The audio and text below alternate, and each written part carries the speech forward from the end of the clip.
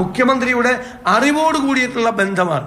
ഇപ്പൊ എന്നിട്ട് അവസരം പിടിക്കപ്പെട്ടു എന്ന് കണ്ടപ്പോ കൂട്ടുപ്രതിയെ തള്ളിപ്പറയാണ്. അതിന് പറയാം, ശിവന്റെ കൂടെ പാപി ചേർന്നാൽ ശിവനും പാപിയാവും. നല്ല ശിവനാണെങ്കിൽ കത്തിയെരിഞ്ഞു പോകും പാപി. CPM BJP ബാന്ധവം തെളിഞ്ഞില്ലേ? ഈ ചോദ്യമാണ് കോൺഗ്രസ് ഉയർത്തുന്നത്. മന്ത്രി പോലും അല്ലാതിരുന്നപ്പോൾ എന്തിന് ജാവദേക്കറെ മുഖ്യമന്ത്രി കണ്ടുവെന്നാണ് പ്രതിപക്ഷത്തിന്റെ ചോദ്യം. ഒരു പൊതു ചടങ്ങിൽ വെച്ച് കണ്ടതാണെങ്കിൽ നമുക്ക് മനസ്സിലാക്കാം. സൗഹൃദമൊക്കെ നമുക്ക് അങ്ങോട്ടും ഇങ്ങോട്ടും പറയുന്നത് തെറ്റൊന്നുമില്ല. അതും കമ്മ്യൂണിസ്റ്റുകാർ അനുവദിക്കാറില്ല. ഒരു കോൺഗ്രസ്സുകാരൻ കല്യാണത്തിന് വിളിച്ചാൽ പോകരുതെന്ന് പറയുന്ന പാർട്ടിയാണ് കണ്ണൂരിലെ കമ്മ്യൂണിസ്റ്റ് പാർട്ടി. അപ്പൊ ഇതിനകത്ത് വളരെ വ്യക്തമാണ് ഡീലായിരുന്നു. പിണറായിയുടെ ശിവൻ പാപി പരാമർശവും തെരഞ്ഞെടുപ്പ് ദിനത്തിലെ പ്രധാന ചർച്ചയാണ്. ജയരാജനെ മുഖ്യമന്ത്രി ഒരു പാലമായി ഉപയോഗിക്കുകയാണ്. ഇനി പാപി ആരാണെന്ന് അറിഞ്ഞാൽ മാത്രം മതി.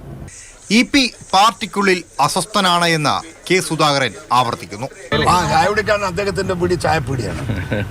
ഇത് പൂർവ്വകാല ബന്ധുവില്ലാത്ത ഒരാളെ വീട്ടിൽ പോയി ചായ കുടിക്കാൻ നിൽക്കുന്നത് ആരെങ്കിലും പോകും? ചായപ്പിടിയൊക്കെ എഴുതല്ലോ. ചില ചായക്കട നടത്തിയിട്ടുണ്ടോ? EP വിമർശിച്ച അതേ വാക്കുകളിൽ പിണറായിയെ പരിഹസിക്കുകയാണ് ശോഭാ സുരേന്ദ്രൻ. മുഖ്യമന്ത്രിക്ക് വലിയ നല്ല കൂട്ടുകെട്ടല്ലേ, കരിമണൽ കർത്തയുമായിട്ട് കൂട്ട്, അതുപോലെ തന്നെ സൗത്ത് ആഫ്രിക്കയിലെ ബിസിനസ്സുകാരുമായിട്ട് കൂട്ട്, ദുബായിലെ ഏറ്റവും വലിയ ബിസിനസ്സുകാരനുമായിട്ട് കൂട്ട്, കൊല്ലത്തെ ഏറ്റവും വലിയ ബിസിനസ്സുകാരൻ്റെ കമ്പനിക്കകത്ത് കൂട്ട്. അപ്പോൾ കേരളത്തിൻ്റെ മുഖ്യമന്ത്രി പിണറായി വിജയനെ പോലെ ഇത്ര നെറികെട്ട കൂട്ടുകെട്ടുമായിട്ട് മുന്നോട്ട് പോയിട്ടുള്ള ഒരാൾ പോലും കേരള രാഷ്ട്രീയത്തിലുണ്ട് എന്ന് ഞാൻ കരുതുന്നില്ല.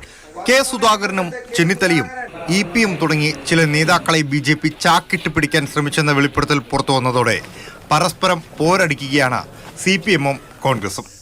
എന്നാൽ ജൂൺ 4-ന് ശേഷം പലരും കൂടുമാറുമെന്ന് കെ സുരേന്ദ്രൻ പറഞ്ഞതോടെ രാഷ്ട്രീയ കേരളത്തിൽ ചർച്ച കൂടുതൽ കൊഴുക്കുകയാണ്. എല്ലാ തലത്തിലും ചർച്ചകൾ നടക്കുന്നുണ്ട്. LDF-ലെയും UDF-ലെയും അസംതൃപ്തരായിട്ടുള്ള പല ആളുകളും ഇതിനോടകം ചർച്ച ചെയ്തിട്ടുണ്ട്.